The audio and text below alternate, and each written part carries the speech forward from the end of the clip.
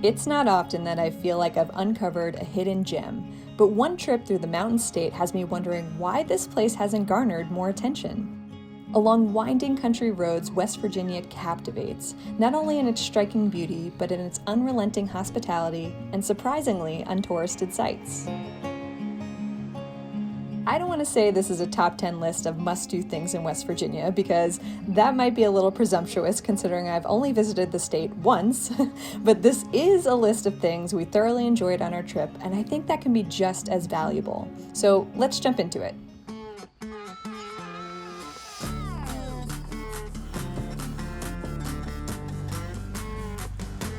The first stop is Stonewall Resort State Park, which is where we camped during our 6-day trip. Not only does this park have a campground, but it also has a lodge, cabins, a marina, a golf course, and so much more. It really is an all-in-one type destination, and we could have easily spent our entire trip just enjoying this one spot. But I mention it now because even if you just have a day, I think it's worth a visit here to stop off at the marina and rent a pontoon boat. This, to me, was the perfect activity for us as a couple, but can easily be enjoyed by friends or even a family. There's nothing quite as relaxing as a day on the water in the Mountain Lakes region of West Virginia. For more information, I created an entirely separate video about our experience staying at Stonewall Resort State Park, so be sure to check that out after this. Next up might give you a glimpse into my level of nerdiness, a visit to the Trans-Allegheny Lunatic Asylum. This infamous landmark once served as a sanctuary for the mentally ill and today offers guided heritage and history tours as well as paranormal tours. And as a ghost hunting lover, it's no surprise we opted for the paranormal tour.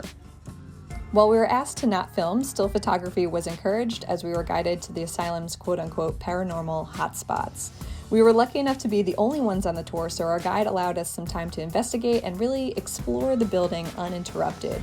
Whether you're into the otherworldly or not, I think this asylum is a fascinating place to visit just for its architecture and medical history alone. And maybe one day I'll be back to explore inside during an overnight stay. If you've done any research at all about must-eat foods in West Virginia, you'll undoubtedly have come across the state's staple, pepperoni rolls. In practice, these delectable treats are as simple as you'd imagine, pepperoni in a roll. But you'll find a ton of variations to that everywhere you go, some with cheese, some with sauce, some sliced, some stripped. The origin story, we were told, came out of the necessity for a portable snack for coal mine workers back in the day. Our first tasting was in a slightly cozier setup at Dave's famous T&L Hot Dogs in Weston. I'll admit we ate way more pepperoni rolls than I'd care to share on this trip, but because of that, I feel confident in saying that West Virginia's best pepperoni roll can be found at the donut shop. This one's a little smaller.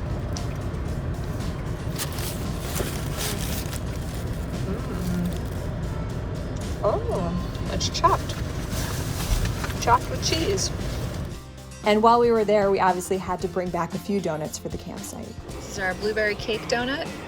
Strawberry shortcake donut, something apple donut.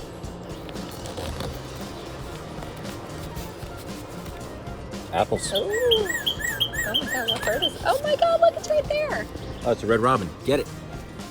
Oh, he's kicking up my ash.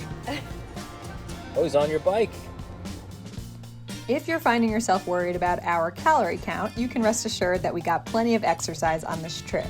The next spot that I want to highlight is Audra State Park, a park so hidden that you might accidentally end up off-roading alongside local farmland after flying past the tiny entrance sign. Once you've successfully made it into the park, however, you can enjoy a hike or a swim in the scenic Middle Fork River. We started our day hiking the Alum Cave Trail, which offered a number of overlooks and interesting rock features. It was a beautiful hike offering crisp and clean mountain air amongst dense foliage and local plant life. The terrain was a bit rocky and rooty, but can certainly be tackled at a leisurely pace. Then we explored the stunning cave overhang itself, where we were not only the only tourists, but the only people in the whole area. And what better way to cool down from a hike than to take a dip in the river?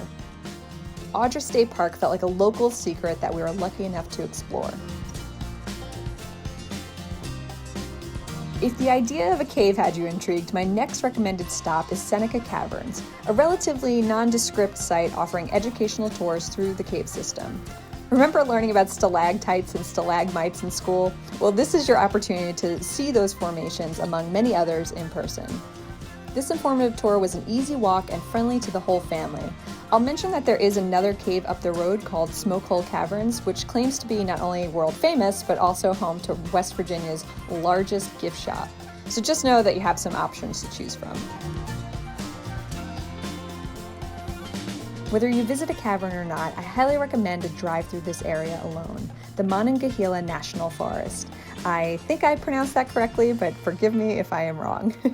I imagine if you were to envision the classic country roads of West Virginia, these are the views you'd be hoping to see. Sweeping pastures tucked amongst cascading mountains and winding roads. I could have spent a lifetime in this area. One of its most notable claims to fame, however, is the Seneca Rocks, a destination understandably popular amongst rock climbers. And after a day of rock climbing, or in our case, looking at rocks we could climb, it's time to introduce another staple of West Virginia, biscuits. Tudor's Biscuit World is a local chain offering every biscuit sandwich variation one could hope for. It's a little fast food joint serving that buttery southern taste at a value price and in often unforgiving portions. We had biscuits and then we had more biscuits. Biscuits to go. We loved it. Of my bag? Yeah, it actually has a logo. Oh, I didn't see it. There it is. Just a few weeks before we arrived in West Virginia, New River Gorge became the newest national park in the United States, which instantly put itself on our radar of places to visit. Without realizing it, we drove right over the iconic bridge before ever reaching the visitor center. Of course, from the visitor center, there is a short hike to access the world-famous view. It's a bit of a climb though, so if you have a problem with stairs, this may not be your best vantage point. For us, however, it worked out perfectly and we were glad to have experienced it. Well, there is a ton to do and see in this park. We only had a few hours to spend in that area, so we decided to pursue some of the mountain biking trails on the property. Being fairly new to the sport, we were happy to see beginner mountain biking trails and spend some time specifically on the Audra Trail. It was definitely challenging. I had a lot of fun, but I think Keith might have had a difference of opinion. We both need a bit more practice. Fortunately, spirits were lifted at the site of the Pink Pig in Fayetteville, where we splurged on barbecue while enjoying live music and a cool atmosphere. Smoked cookies, anyone? My last recommendation would be to pay a visit to Harpers Ferry, a national historical park that really pays homage to West Virginia's rich history. This was actually our very first stop on the trip, having driven down from New Jersey, and I'm happy to have had it as my introduction to the state. I think it's critically important to have an appreciation for and an understanding of what made a location what it is today. Every layer or little nugget of information that you learn along the way only enhances your connection to a place. And that connection was found all over the state, from the people we met to the sites we explored. West Virginia certainly doesn't get the acknowledgement that it deserves, but selfishly, I'm okay with that because I think the low-key vibe and the local flair is a big part of what makes it special. As a visitor, you feel invited in and truly a part of it, rather than a temporary observer passing by. I wish more places were like this, but in the meantime, I'm happy to be able to share what I learned with you and look forward to hearing about your adventures to the Mountain State.